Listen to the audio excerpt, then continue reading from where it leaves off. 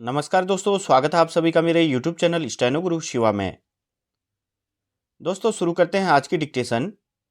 संपादकीय गति लेखन संख्या 1, गति 80 शब्द प्रति मिनट। स्टार्ट। सुप्रीम कोर्ट का यह फैसला कि सरकार हर निजी संपत्ति का अधिग्रहण नहीं कर सकती केवल इसलिए ऐतिहासिक नहीं है कि यह 9 सदस्यीय संविधान पीठ की ओर से दिया गया, बल्कि इसलिए भी है क्योंकि इसने उस समाजवादी विचार को आईना दिखाया जिसे सरकारों की रीति नीति का अनिवार्य अंग बनाने का दबाव रहता था। स्पष्ट है कि सुप्रीम कोर्ट का यह फैसला उन समाजवादी और वामपंथी सोच वालों के लिए भी झटका है जो यह माहौल बनाने में लगे हुए थे कि देश में गरीबी और असमानता तभी दूर हो सकती है जब सरकार संपत्ति का पुनर्वितरण करने में सक्षम हो और उसे यह अधिकार मिले कि वह किसी की भी संपत्ति का अधिग्रहण कर सकती है। सुप्रीम कोर्ट ने यह साफ कर दिया कि सरकार एक हद तक ही ऐसा कर सकती है। अपने फैसले से सुप्रीम कोर्ट ने एक तरह से यह भी रेखांकित कर दिया कि आपातकाल के समय संविधान की प्रस्तावना में सेक्युलरिज्म के साथ समाजवाद शब्द जोड़कर भारतीय शासन व्यवस्था में समाजवादी तौर तरीके अपनाने का जो काम किया गया था वह निरर्थक था। अच्छा हो कि इस निरर्थकता को वे लोग भी समझें जो संपत्ति के सृजन से अधिक अहमियत उसका पुनर्वितरण करने पर देते हैं।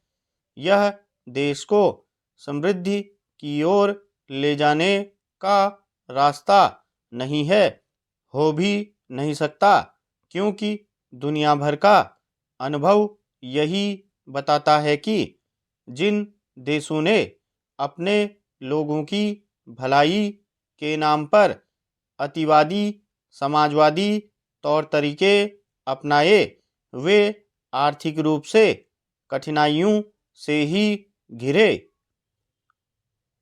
निजी संपत्ति संबंधी सुप्रीम कोर्ट के ताज़ा फैसले ने करीब 4 दशक पुराने उस फैसले को खारिज करने का काम किया जिसमें कहा गया था कि सभी निजी स्वामित्व वाले संसाधनों को राज्य द्वारा अधिगृहित किया जा सकता है।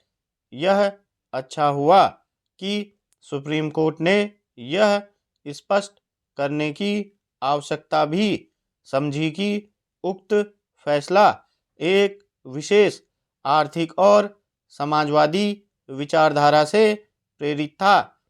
उसने यह भी रेखांकित किया कि पिछले कुछ दशकों में गतिशील आर्थिक नीति अपनाने से ही भारत दुनिया में सबसे तेजी से बढ़ती अर्थव्यवस्था बना है। सुप्रीम कोर्ट के फैसले से यह भी पता चल रहा है कि देश को किसी विशेष प्रकार के आर्थिक दर्शन के दायरे में रखना ठीक नहीं है और आर्थिक तौर तरीके ऐसे होने चाहिए जिनसे एक विकासशील देश के रूप में भारत उभरती चुनौतियों का सामना कर सके। उम्मीद की जानी चाहिए कि सुप्रीम कोर्ट के इस फैसले से निजी संपत्ति के मामले में अब इसे लेकर कोई संशय नहीं रहेगा कि क्या समुदाय का संसाधन है और क्या नहीं। स्टॉप।